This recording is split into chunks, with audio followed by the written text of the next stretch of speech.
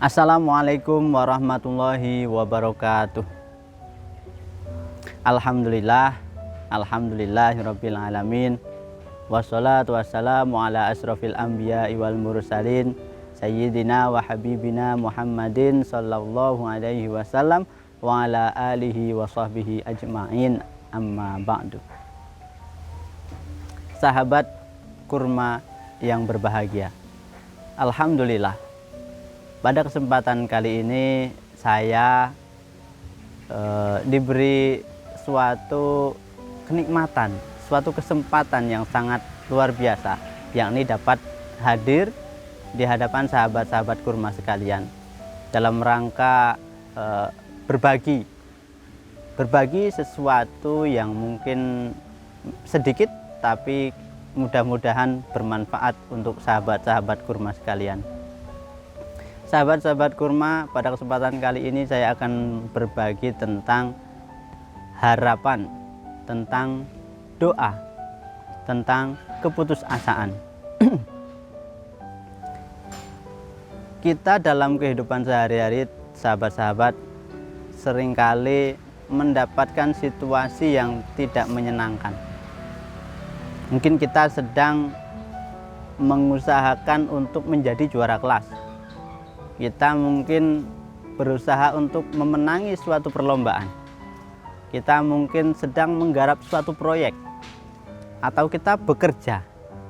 Akan tetapi pada saat yang ditunggu-tunggu, pada saat hari hanya tiba, ternyata kita gagal.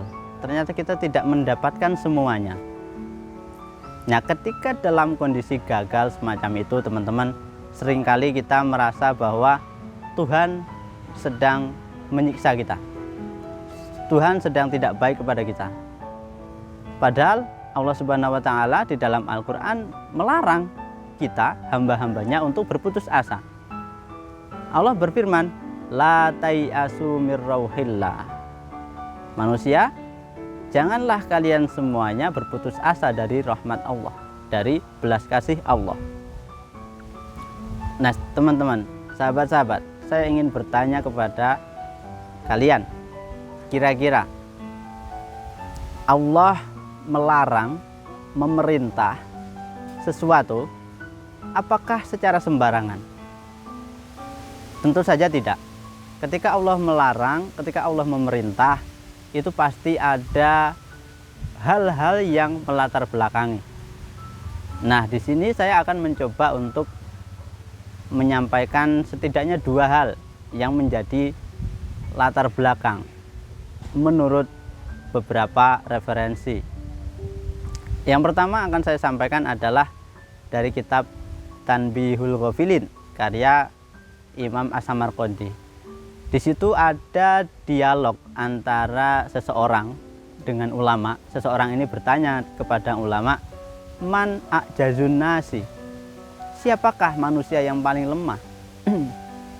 Ulama yang ditanya ini kemudian menjawab, manusia yang paling lemah adalah man ngajuza anid du'ai.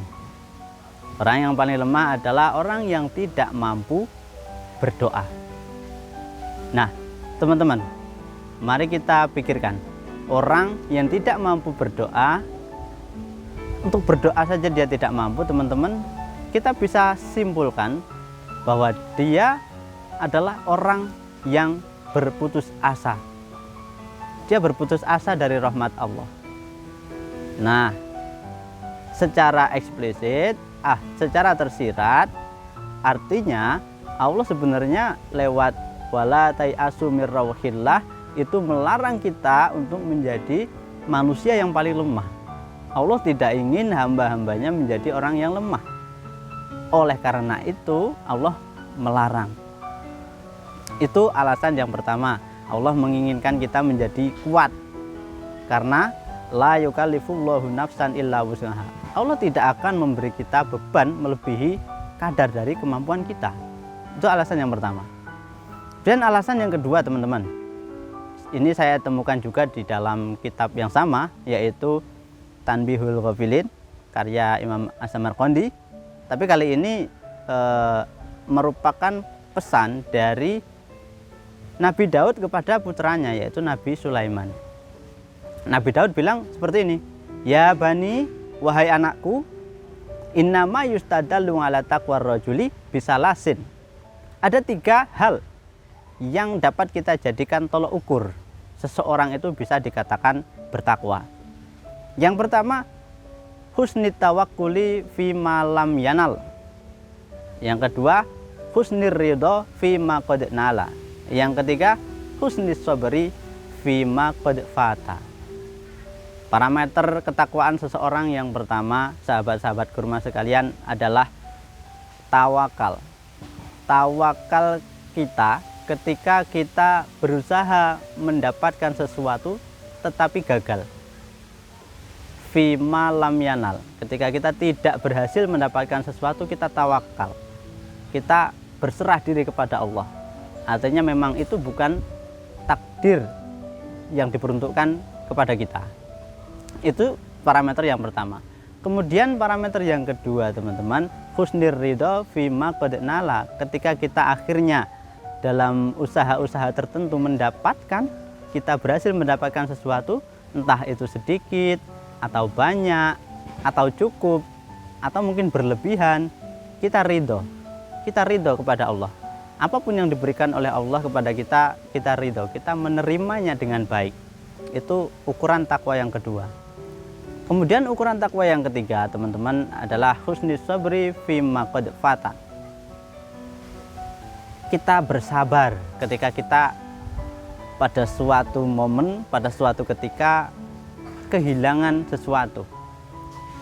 Kehilangan sesuatu, misalkan kita kehilangan orang tua kita, kehilangan teman kita, kehilangan adik kita, atau yang secara remeh mungkin kita punya pulpen, kemudian pulpen itu hilang.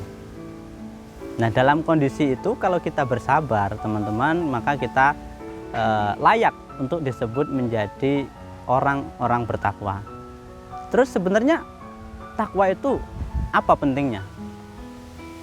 Di dalam surat Al-Hujurat ayat 13, Allah berfirman, "Inna akramakum indallahi atqakum." Orang yang paling mulia di sisi Allah yaitu adalah yang paling bertakwa. Jadi bukan yang tampilan fisiknya baik, yang hartanya banyak dan lain sebagainya. Itu bukan. Yang diukur oleh Allah adalah kadar ketakwaan. Maka kita harus menjadi orang yang bertakwa. Nah, untuk mengenali apakah kita bertakwa atau belum, kita bisa menggunakan 3 parameter tadi. Ketika kita mendapatkan sesuatu, ketika kita gagal mendapatkan sesuatu, dan ketika kita kehilangan sesuatu. Itu sikap kita seperti apa? Nah, menariknya dari ketiga hal ini tadi, teman-teman, semuanya tidak luput dari pengharapan. Artinya tawakal, ridho, dan sabar itu semuanya memiliki dasar harapan di dalam hati, kepasrahan kepada Allah Subhanahu wa Ta'ala. Nah, ini alasan kedua kenapa Allah melarang kita untuk berputus asa, yaitu supaya kita menjadi orang yang bertakwa. Yang mana orang bertakwa itu adalah orang yang paling dimuliakan di sisi Allah Subhanahu wa Ta'ala.